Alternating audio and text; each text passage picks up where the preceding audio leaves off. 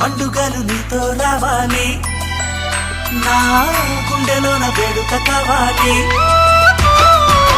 రూపులోన బంగారు తల్లి మాట పరువల్లి, రామునింట ప్రేమలు పంచాలి, ఆ సీతలాగా పేరుకు రావాలి.